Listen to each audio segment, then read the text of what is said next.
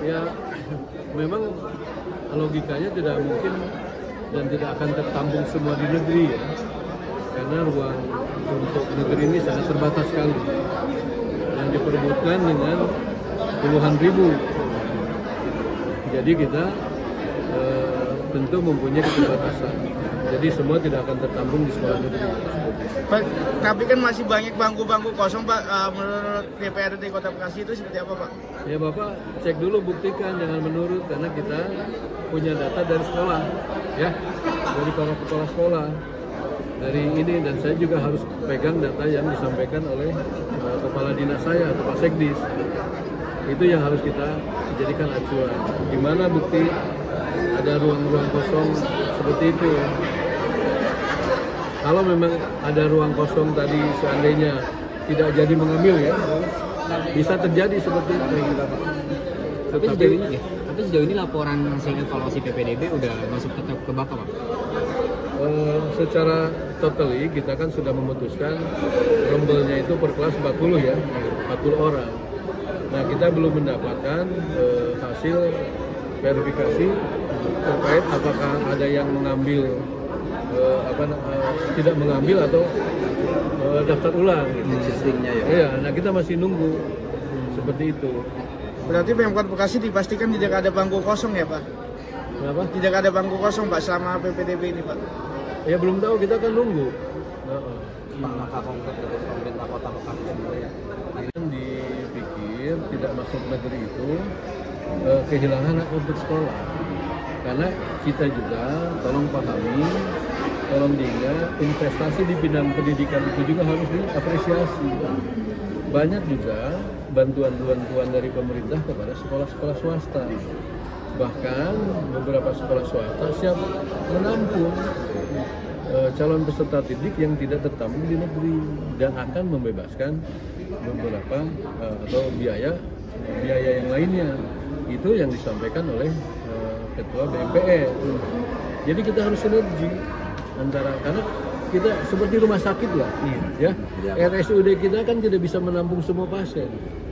Kita bekerja sama dengan klinik-klinik dan puskesmas, kita berikan bantuan ke situ. Sama ini juga, negeri tidak bisa menampung semua, makanya kita kepada sekolah-sekolah swasta yang ada bantuan daripada pemerintah. Coba kalau dipaksakan di RSUD, semua pengen ke RSUD, gitu kan, nggak ketampung, Pak.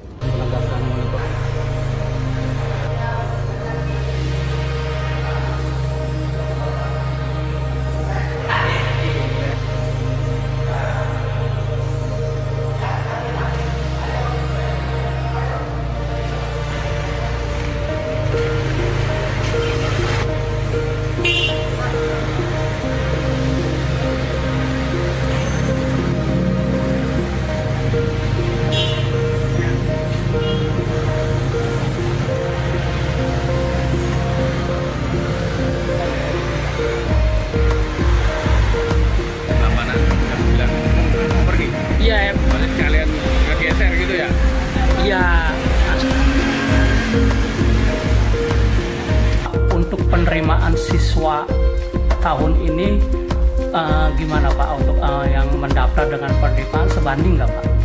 Ya itu yang sering kali jadi dilema bagi kita adalah antara rasio jumlah siswa yang lulus baik SD maupun MI itu tidak berbanding dengan kuota ataupun daya tampung sekolah yang akan dituju. Bayangkan jumlah siswa yang lulus SD maupun MI itu sekarang sudah tercatat 44.360. Sementara daya tampung di sekolah negeri hanya 13.600. Baru 30%,5 kalau nggak salah. Yang bisa ketampung ya Pak? Iya. Nah untuk sisanya sendiri dari Dinas Pendidikan sudah menyiapkan nggak belum Pak? Mungkin ke sekolah-sekolah lain atau apa gitu Pak? Nah kita sudah menyiapkan, makanya bekerja sama dengan BMPS, perguruan swasta untuk menampung siswa yang tidak mampu tadi. Makanya tagline kami di Dinas Pendidikan Kota Bekasi, warga masyarakat itu harus bisa sekolah, karena swasta maupun negeri itu sama saja. Jangan ada negeri minded, jangan orientasinya pengen ke negeri mulu, karena prinsipnya swasta dan negeri itu sama saja. Mungkin kualitasnya juga mungkin harus diperbaikin juga yang swasta sendiri Nah Pak? itu betul, itu bagian dari evaluasi kami. Jangan sampai swasta ingin menerima siswa tapi kesiapan mereka itu diabaikan. Tidak siap, diabaikan itu. Persoalannya kan di lapangan kan nggak seperti itu Pak. Bukan berarti sama dengan negeri dengan swasta, sama artinya jangan sampai anak tersebut tidak sekolah hanya gara-gara tidak mampu.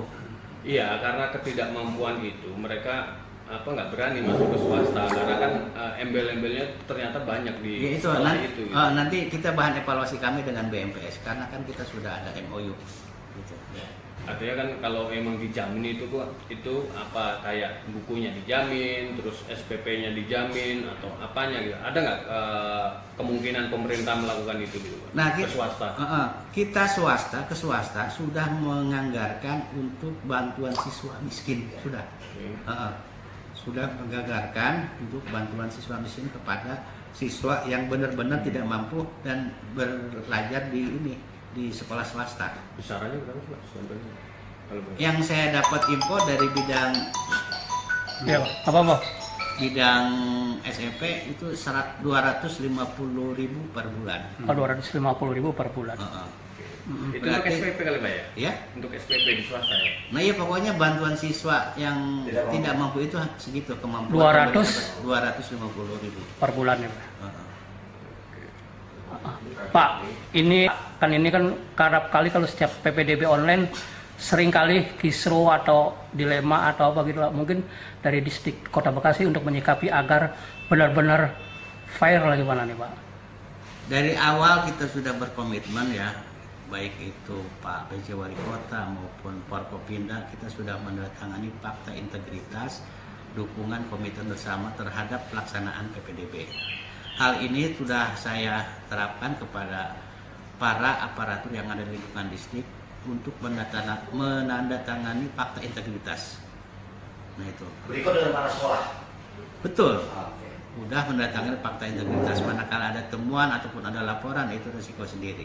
Dari Dinas Pendidikan Kota Bekasi sudah menyiapkan regulasi terkait dengan tata cara penerimaan peserta didik baru ya, berdasarkan peraturan Wali Kota nomor 4 tahun 2024, mengacu juga kepada peraturan Menteri Kementerian dan Kebudayaan Ristek dan Teknologi serta